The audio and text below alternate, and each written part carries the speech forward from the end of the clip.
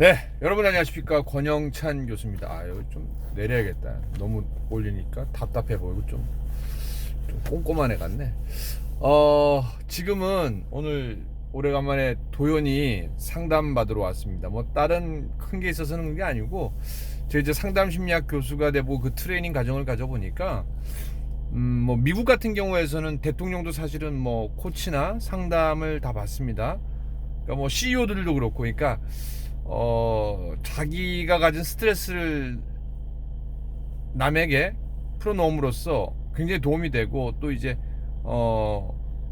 굉장히 발전적인 모습을 뽑을 수가 있죠. 아버지가 상담 심리학 교수인데, 근데 자식은 상담 안 돼요. 예.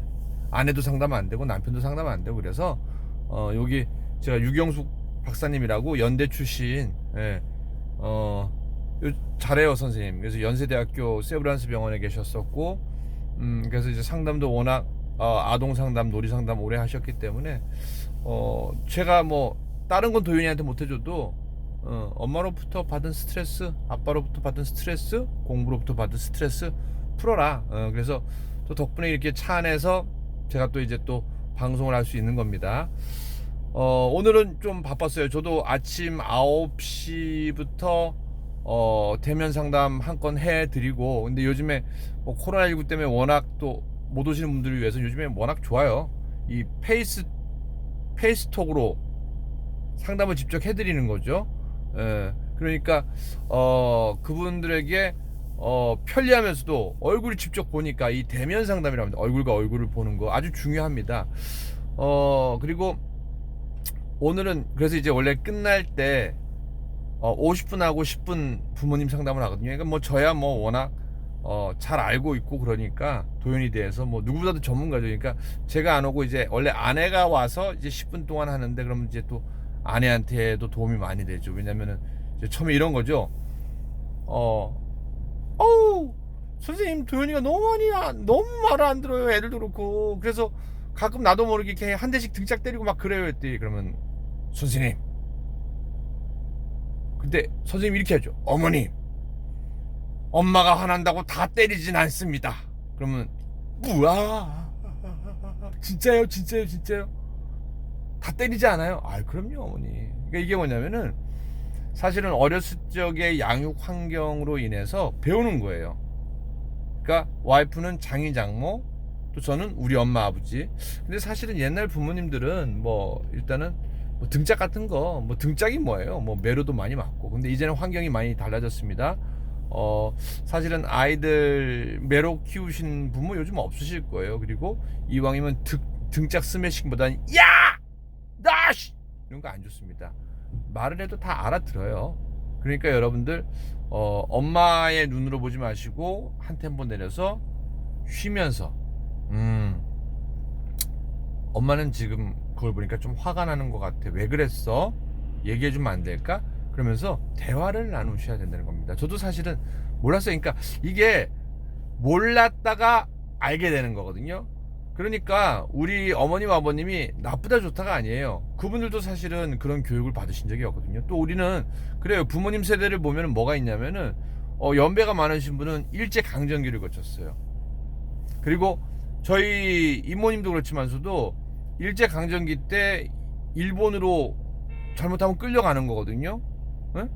위안부 할머니처럼 또 이제 노동도 착취당하고. 그러니까 그때 당시에 시집보낼 나이 되면 전부 중국으로 보내버렸대요. 그리고 또 어떤 걸 겪었어요? 6.25 전쟁을 겪었잖아요. 같은 민족끼리 총칼을 들이대고. 또 광주나 전라도에 사시는 분은 또 뭘 겪었어요? 광주 민주항쟁. 그 사태를 겪으면서 사실은 대한민국 국민들이 와서 총칼을 휘둘렀잖아요. 그러니까 얼마나 힘이 들었겠습니까? 그 사이에서 살아남아야 되는 거예요. 그러니까 그분들 입장에서는 뭐 지금이야 다르지만서도 판검사가 돼야 되고 의사가 되고, 보란듯이 남 보란듯이, 예? 직장을 가져야 되는 거예요. 그러다 보니까 아이들한테 자신의 로망을 비추는 거죠. 왜? 희생적인 아버지. 요즘 희생적인 아버지 안 통합니다. 너희들 위해서 밤을 새고 일한다고 그러면 나중에 어떻게 돼요? 아버지요? 아버지가 나한테 해준 게 뭐 있어요? 아, 등록금이요? 그거 아버지가 좋아서 한 거 아니에요? 이렇게 돼버리는 겁니다. 그래서 무슨 얘기냐?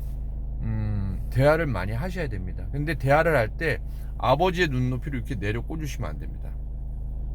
아이의 시선으로 맞춰주셔야 되는 겁니다. 아, 그랬구나.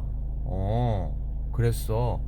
질문을 던질 때도 오늘 너 숙제 했어 안 했어? 그럼 아이한테 숙제를 했냐 안 했냐, 이게 닫힌 질문이라고 하거든요. 그나마 너 그거 해 저거 해 그거보단 나아요. 근데 더욱더 좋은 질문은 뭐예요? 오늘 너 뭐 할 계획 세웠어? 그래서 아이한테 자꾸 머리를 굴리게 해야 됩니다. 오늘 학교에서는 뭐 어떤 일 있었어? 자꾸 질문을 던지시는 거죠.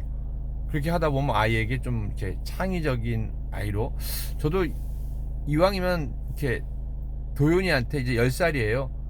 자꾸 창의적으로 하게 해주려고 했는데 또 쉽지 않은 게, 우리 어머니 같은 경우에는 뭐 매번 쫓아다녔어. 심지어는 그래서 예전에 큰형 고등학교 때 서울에 갔을 적에, 또 대학교 때, 아유 아버님 안 계신가 봐요. 아 왜요? 아 어머님이 저렇게 지극정성하는 거 보니까 어머님이 막내시거든요. 그러니까 사실은 그거를 갖고 있죠. 보고 배웠으니까. 그래서 안 그러려고 많이 노력을 해요. 왜? 지금보다 훨씬 나은 교육 환경으로 내 아이가 나보다 더 나은 환경이 되는 거잖아요. 그래서 좀 여유가 있으신 분들은 일주일에 한 번씩, 뭐 어른도 그렇고 아이도 그렇고 상담 받는 거 좋습니다. 그러면은 내가 먼저 나를 들여다보게 되는 거죠. 그리고 성장하게 되는 거예요. 그래서 여러분들 혹 문제가 있어서 상담하는 것보다는 예방 차원에서, 여러분들 제가 이렇게 여쭤볼게요. 행복하고 싶으세요? 불행하고 싶으세요? 당연히 행복하고 싶죠. 그럼 뭐예요? 좀 더 나은 나의 삶을 위해서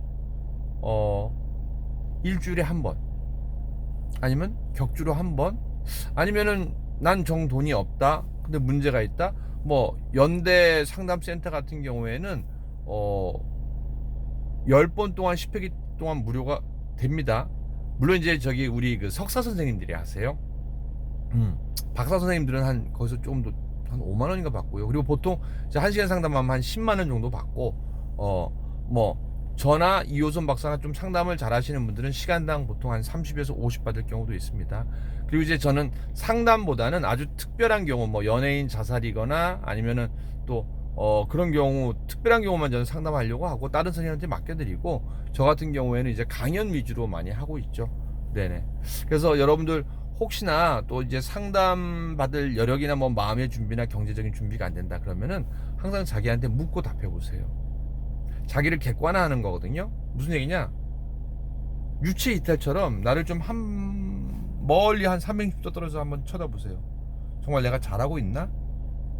정말 잘하고 있나? 나한테 질문을 던져보는 거예요. 그래서 그런 걸 셀프 카운셀링이라고 하거든요. 또 셀프 코칭이라고 합니다. 그래서 우리가 보통 상담이나 코칭을 공부할 때, 트레이닝을 할 때 가장 중요한 게 나한테 먼저 적용하는 거거든요.